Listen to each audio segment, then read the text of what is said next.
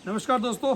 तो अभी हम जिस स्थान पे खड़े हैं आप मेरे पीछे देख सकते हैं, इस स्थान का नाम है मार्कंडे। और जब मार्कंडे नाम आप सुनोगे तो आपको कहीं ना कहीं आपको याद आ जाएगा कि मार्कंडे ऋषि जी हैं जिन्होंने यहाँ पे तपस्या की हुई है, जो कि मेरे को यहाँ लोकल में बताया, क्योंकि हम यहाँ पहली बार आए हैं। हम आपको पता ही, मैं जा रहे हैं हम टूवर्ड्स किन्नर कैलाश, तो रास्ते में हमने देखा मार्कंडे जी का बोर्ड लगा हुआ था जिसपे ये मार्कंडे जो ये टेम्पल है इसके बारे में बताया हुआ था। वही उसी को देख के हम इस तरफ आए हुए हैं। और ये हमारे पीछे पूरा आप देख सकते हैं कुछ पुराने टेम्पल्स हैं, और मेन टेम्पल शायद वही है, बेल टेम्पल वही है। इस तरफ दिखाइए, ये वाइट कलर जो मेन टेम्पल है यहाँ। और कहा जाता है, जो कुछ लोगों ने हमें यहाँ बताया, कि यहाँ मार्कंडे जी ने तपस्या की थी, और जब संसार पानी में लुप्त हो गया था, यानी पानी में डूब रहा था, तो मार्कंडे जी ने यही पीपल के पेड़ पे, ये सारी पीपल के पत्ते पे, पेड़ के पत्ते पे, क्योंकि उनका जन्म जो हुआ था बाद में तो इसी पे हुआ था। उनकी आयु कम थी, 12 वर्ष की उनकी आयु रही थी, जो कि इसमें हमारी बुक्स में, होली बुक्स में बताया हुआ है। तो उन्होंने यहीं कहीं माना जाता है कि जब धरती डूब रही थी तो यहीं से उसका सारा, मतलब कि डूबते हुए धरती को देखा था। तो आगे हम आपको मंदिर में भी ले चलेंगे। यहाँ पे एक स्नान गृह है, और यहाँ पे जो पानी है नेचुरल है, और कहा जाता है कि 12 महीने एक जैसे पानी का बहाव रहता है। पानी कभी ना कम होता है ना कभी ज़्यादा होता है। उसके बारे में हम आपको आगे दिखाएंगे। थोड़ा मैं बोलूँगा, प्लीज़ थोड़ा मंदिर दिखाइए आप अजीत जी। ये है पुराना मंदिर जो अभी हम जी दिखा रहे हैं आपको। इस तरह कुछ नए टेंपल हैं या कुछ अलग टेंपल हैं। और यहाँ जो है मार्कंडे ऋषि जी ने तपस्या की हुई है। जन्म उनका शायद हरियाणा या फिर इसी अलग स्टेट में हुआ है, लेकिन यहाँ पे इन्होंने तपस्या की हुई है मार्कंडे ऋषि जी ने। तो हम आपको अंदर ले चलेंगे। अगर अंदर का व्यू, अगर अंदर पंडित जी अलो करेंगे तो हम कुछ क्वेश्चन उन्हीं से भी पूछेंगे कि क्या हुआ और कैसे। अभी ज़्यादा स्टोरी मुझे पता नहीं, जो लोगों ने बताई मैं आपको वही बता रहा हूँ। लेकिन बहुत खूबसूरत जगह है। अगर आप कभी टूवर्ड्स शिमला जा रहे हो तो आप यहाँ आ सकते हो। और हम वैसे भी सुबह है तो अभी हम यहाँ पे स्नान भी करेंगे। वैसे हमने सोचा था कि रास्ते में करेंगे, हमें मालूम नहीं था कि हम ये इस अच्छी सी सुंदर सी जगह पे आ पाएंगे। तो देखते हैं, यहाँ पे आगे आपको दिखाएंगे। आप प्लीज़ इनको अंदर दिखाइए स्नान गृह। तो ये रहा स्नान गृह।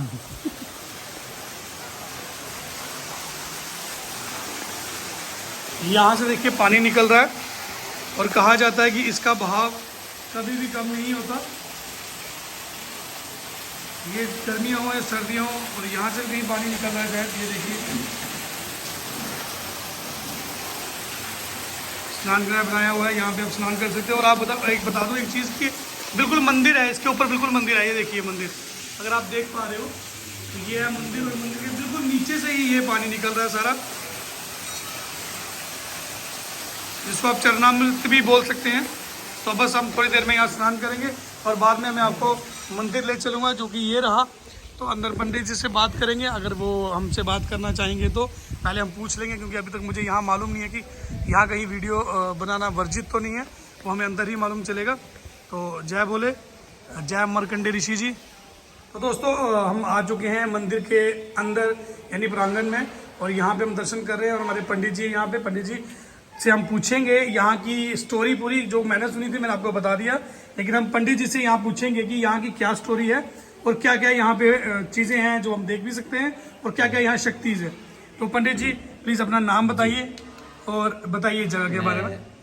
राकेश शर्मा, महर्षि मार्कंडे मंदिर जी का सेवादार पुजारी।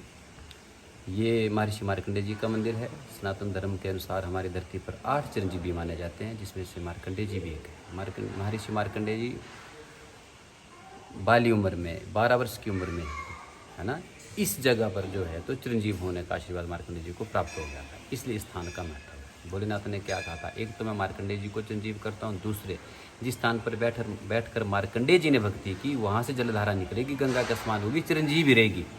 इसलिए जो नीचे जल है ये चिरंजीव है, और इस जल पे कुदरत का कोई प्रभाव नहीं है। कितनी बरसात हो जाएगी बूंद बढ़ेगी नहीं, और कितना सूखा पड़ जाएगा बूंद घटेगी नहीं, और वो जल हमें वहीं नजर आता है। पीछे कोई पता नहीं कहाँ से आ रहा है, इसका कोई स्रोत, कोई टैंक, कोई बावड़ी, इसका कुछ भी नहीं। स्रोत जहाँ से निकल रहा है ये इनके चरणों से ही उत्पन्न हुआ है, और भक्ति के प्रभाव से उत्पन्न हुआ है। और महर्षि मार्कंडे जी एक तीर्थ के रूप में विख्यात है ना। यहाँ 4 धाम की यात्रा अगर आप करके आते हैं तो अंत स्नान करना यहाँ पे लोग भक्तजन आवश्यक समझते हैं कि हम चिरंजीव तीर्थ में भी अंत में स्नान कर लें। सनातन धर्म के अनुसार ज्येष्ठ तीर्थ का दर्जा मार्कंडेय जी को ही दिया अच्छा, गया ज्येष्ठ है। तीर्थ का दर्जा भी यही है। हाँ, क्योंकि मतलब जब तक आप यहाँ स्नान नहीं करेंगे तब तक हाँ, आपके तीर्थ यात्रा को पूर्ण नहीं मानते। पूर्ण नहीं मानते हैं, हाँ, ठीक है। और ये महर्षि मार्कंडेय जी का मंदिर है, चिरंजीव होने के कारण ही ये तीर्थ भी चिरंजीवी माना जाता चिरंजीवी तीर्थ है, ठीक है। है। हाँ, महर्षि मार्कंडेय जी की उम्र 12 वर्ष की थी, है ना, लेकिन महर्षि मार्कंडेय जी ने अपने तप से, बिल्कुल, है ना, जब भक्ति महर्षि मार्कंडेय जी बैठे तो जब साक्षात काल महाराज इनको ले जाने के लिए 12 वर्ष की उम्र में तो ले जा ना पाए, भोलेनाथ जी ने उनको काल का रास्ता रोक लिया। जी, ये महर्षि मार्कंडेय जी मेरे भक्त हैं। तो यमराज ने क्या कहा, प्रभु मैं तो काल हूँ, कर्म का पालन कर रहा हूँ, मुझे तो कर्म का पालन करने दीजिए आप, है ना, मुझे लेके जाना पड़ेगा क्योंकि बालक की आयु पूर्ण हो चुकी है। लेकिन भोलेनाथ क्या बोलते हैं, अगर तुम काल हो तो ये क्यों भूलेगा कि मैं महाकाल हूँ। मार्कंडेय महाकाल की शरण में है, इसलिए मैं महर्षि मार्कंडेय जी को चिरंजीव कर देता हूँ। एक तो मार्कंडेय को चिरंजीव करता हूँ, दूसरे जिस स्थान पर बैठकर मार्कंडेय जी ने भक्ति की वहां से जलधारा निकली, गंगा के समान वो भी चिरंजीव रहेगी। गंगा के समान पूरी जी, चिरंजीवी। इसलिए जल जो हमारा चिरंजीव है। और गर्मियों में ये पानी ठंडा हो जाता है, सर्दियों में ये पानी गर्म हो जाता गर्म हो जाता है। है। ये मार्कंडेय जी की कथा, ये मार्कंडेय जी की कथा है। बोली महर्षि मार्कंडेय महाराज आज जी की जय। तो ये जो मूर्ति वगैरह आप ये पंडित जी मैं दिखा रहा हूँ, तो ये प्राचीन पूर्व जी, प्राचीन मंदिर है। प्राचीन पूर्व जी, हाँ तो जी। ये देखिए यहाँ पे ये मूर्ति जो है ये प्राचीन है, और जैसे कि इन्होंने पूरा आपके डिटेल में बता दिया हुआ है, तो हमने भी यहाँ पे स्नान कर लिया है। तो हम आगे निकलेंगे किन्नर कैलाश की तरफ। तो यहाँ पे हम आए, हम पंडित जी का बहुत बहुत आभार प्रकट करते हैं कि इन्होंने यहाँ की पूरी स्टोरी हमें बताई। तो कुछ इस प्रकार मंदिर अंदर से, और ये इसके प्रांगण थोड़ा काफ़ी सुंदर है। और यहाँ पे आके तो हमें वैसे ही क्योंकि जब हम नीचे से रोड से ऊपर आए, शिमला रोड से टूवर्ड ये इस तरफ आए, हमें वैसे ही यहाँ पे काफ़ी शांति महसूस हुई।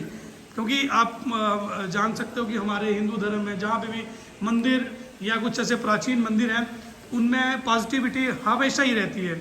वही पॉजिटिविटी हमें यहाँ खींच के लाई, और इतने अच्छे दर्शन हमें यहाँ पे हुए, तो हम आभारी हैं। ठीक है, जय मार्कंडेय ऋषि जी की, मार्कंडेय ऋषि की जय, जय भोलेनाथ, जय शंकर।